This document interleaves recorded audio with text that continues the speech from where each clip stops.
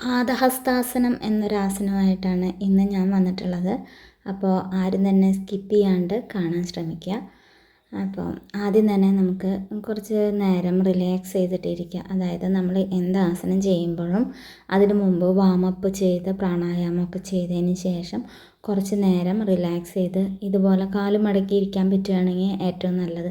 ചെറിയ കുട്ടികളൊക്കെ ഇരിക്കുന്നത് കണ്ടിട്ടില്ലേ, അതേപോലെ ഇരിക്കുകയാണെങ്കിൽ നല്ലത്. അതല്ലെങ്കിൽ പത്മാസനം, അതായത് ചമ്രം പടിഞ്ഞിട്ടിരിക്കുക. അത് കഴിഞ്ഞ് നമ്മൾ നന്നായി ശ്വാസമൊക്കെ എടുത്ത് വിട്ടതിന് ശേഷം റിലാക്സ് ചെയ്തതിന് ശേഷം നമുക്ക് ആസനം തുടങ്ങാം. അപ്പോൾ ആദ്യം തന്നെ നമ്മൾ ഇരു കൈകളും മുകളിലേക്ക് ഉയർത്തുക. അപ്പോൾ അതിനായിട്ട് വയറ് നന്നായി എക്കി പിടിക്കുക. സ്റ്റാർട്ടിങ് ഒന്ന് എക്കി പിടിച്ച് കഴിഞ്ഞാൽ നമുക്ക് ഈ കൈ മുകളിലേക്ക് കൊണ്ടുപോയി താഴത്തേക്ക് വരുമ്പോൾ ഒരു ഫ്ലെക്സിബിൾ ആയിട്ട് തോന്നും നമ്മളുടെ ബോഡി.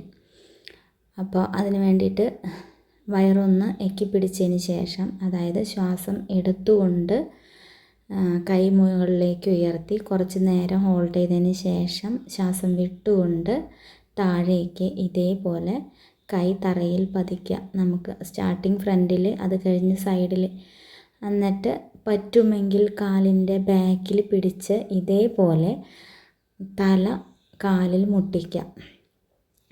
ചിലവർക്ക് ഇത്ര മുട്ടില്ല, പക്ഷെ പറ്റാവുന്ന പോലെ ചെയ്യാം. അതിനുശേഷം അപ്പോൾ ശ്വാസം റിലാക്സ് ചെയ്തിട്ടേ ഈ സമയത്ത് ഇരിക്കാൻ പാടുള്ളൂ. അതായത് ശ്വാസം പിടിച്ച് വയ്ക്കരുത്. അതിനുശേഷം ശ്വാസം എടുത്തുകൊണ്ട് വീണ്ടും മുകളിലേക്ക് കൈ ഉയർത്തുക. ഇപ്പോൾ ശ്വാസം പിടിച്ചിരിക്കുകയാണ്, അത് ഹോൾഡ് ചെയ്ത് വെച്ചതിന് ശേഷം കുറച്ച് നേരം നമുക്ക് പറ്റാവുന്ന അത്രയും സമയം ഹോൾഡ് ചെയ്ത് വെച്ചതിന് ശേഷം വിട്ടുകൊണ്ട് ഇരുവശങ്ങളിലേക്ക് കൂടെ കൈ താഴ്ത്തുക.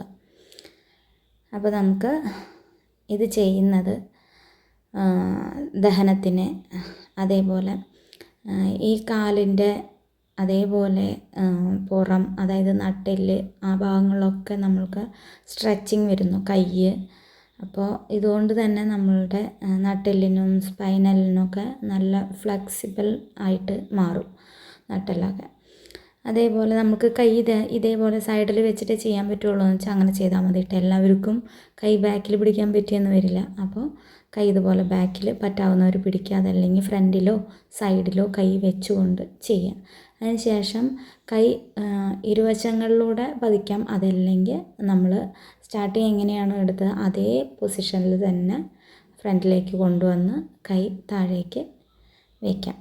അപ്പോൾ ശ്രദ്ധിക്കേണ്ട കാര്യം, ശ്വാസം വിട്ടുകൊണ്ടായിരിക്കണം ഫ്രണ്ടിലേക്ക് ബെൻഡ് ചെയ്യേണ്ടത്.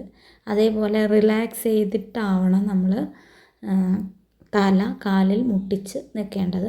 അത് കഴിഞ്ഞ് കൈ ഉയർത്തുമ്പോൾ ശ്വാസം എടുക്കണം. അത് ഹോൾഡ് ചെയ്ത് വെച്ച് മുകളിൽ എത്ര സമയം കൈ ഉയർത്തി പിടിച്ച് നിൽക്കാൻ പറ്റുന്നോ അത്രയും സമയം നിന്നതിന് ശേഷം വിട്ടുകൊണ്ട് പഴയ സ്റ്റേജിൽ തന്നെ വരാം. ഇത് വയറിന്, സ്റ്റൊമക്ക് ആയി ബന്ധപ്പെട്ട എല്ലാ അസുഖങ്ങൾക്കും, കാലുവേദന ഒക്കെ ഉണ്ടാവുമല്ലോ, ഈ പേശികൾ, ഞരമ്പുകളൊക്കെ, അതിനൊക്കെ ഏറ്റവും ബെറ്ററാണ് കേട്ടോ. അപ്പോൾ ശ്രദ്ധിക്കേണ്ട കാര്യം, രാവിലെ 7 മണിക്ക് മുമ്പും വൈകിട്ട് 7 മണിക്ക് മുമ്പായിട്ട് ചെയ്യാൻ ശ്രമിക്കുക. ഭക്ഷണം കഴിച്ചതിന് 3 മണിക്കൂറിന് ശേഷം ചെയ്യുക. അതേപോലെ ഈ കൈ മുകളിലേക്ക് ഉയർത്തുന്നതും താഴ്ത്തുന്നതും സ്ലോലി ആയിരിക്കണം. അപ്പോൾ ഇന്നത്തെ വീഡിയോ എല്ലാവർക്കും ഇഷ്ടപ്പെട്ടു എന്ന് വിചാരിക്കുന്നു. ഇഷ്ടപ്പെട്ടാൽ ഒന്ന് ലൈക്ക് ചെയ്യാനും ഷെയർ ചെയ്യാനും കമൻറ്റ് ചെയ്യാനും മറക്കരുത്.